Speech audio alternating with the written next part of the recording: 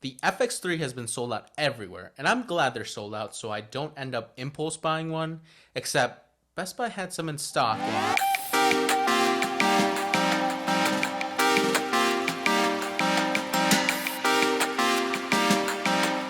Welcome back. If you're new here, my name is Ivan and I talk about cameras, tech, and filmmaking. Today specifically, we'll be taking a look at my new camera, the FX3. I've only had this camera for a little less than a week, so I won't be getting into any specs or settings or anything too specific, just my thoughts, likes, and dislikes so far.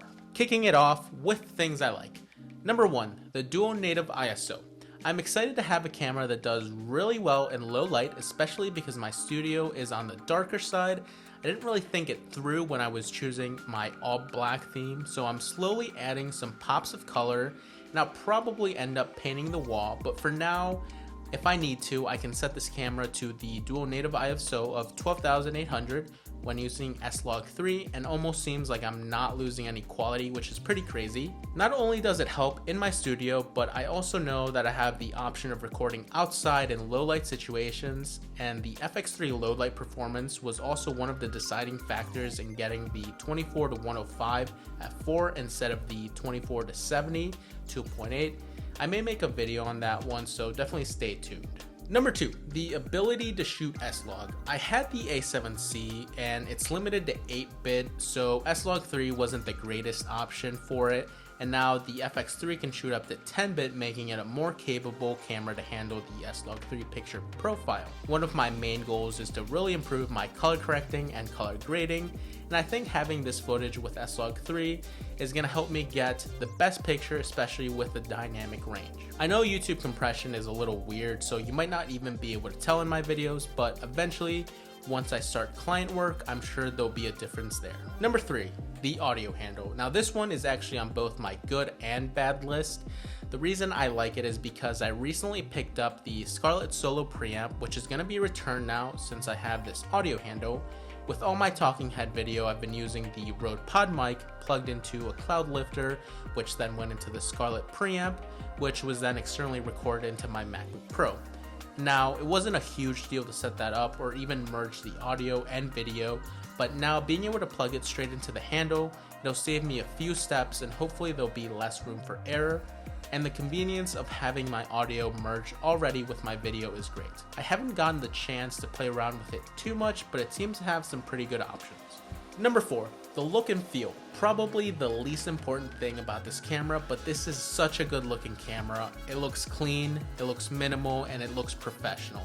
And I love the tally lights all around it, which hopefully will prevent me from speaking to a camera when it isn't even recording. I think the camera feels great in the hand. I love the grip, but I'm sure it's not the same for everyone. I also like that it has the cageless design, and I want to keep it like that as much as possible, but I have heard that design isn't perfect, especially when building up your rig, so I guess we'll see. Number 5, it's video first. I love when products are versatile, and this camera certainly is. It can handle your normal social media photo content just fine, but I love that it's video first, made for video content creators in mind.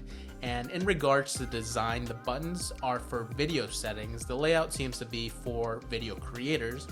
Personally, I love the way it's set up, which from the videos I've seen from other content creators, not everyone loves it, but I like the layout. For me, it's been pretty intuitive, and I've had no issues adjusting to them.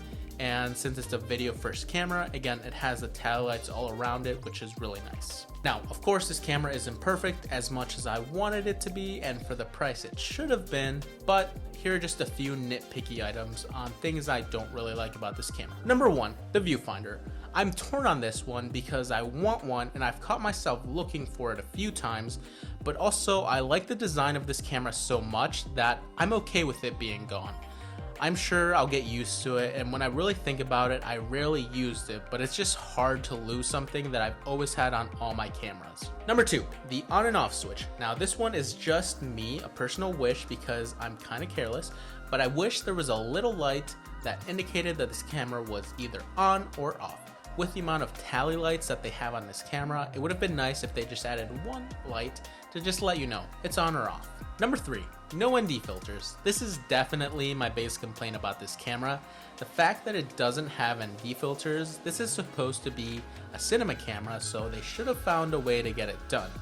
But in the end, it's not a big deal to just screw on an ND filter, but I think it really would have separated this camera from others, especially the A7 III, which it's very, very similar. Number 4, bye-bye to my X100V. Again, this is a personal issue and dislike, but this camera is pricey, and unfortunately that meant that one of my cameras had to go, and that camera was my X100V. I loved it, but it was really just for personal enjoyment, and I couldn't pass up on the opportunity to get my dream camera, the FX3, which I can use more professionally and advance my content creation career, but the price is definitely a big dislike. Number 5. My last few little complaints are for the audio handle, which made it on my good and bad list, and I don't like that it doesn't have a hot shoe mount for a monitor on the handle, so I'll have to figure that out if I ever want to build a rig, which I'm sure I will.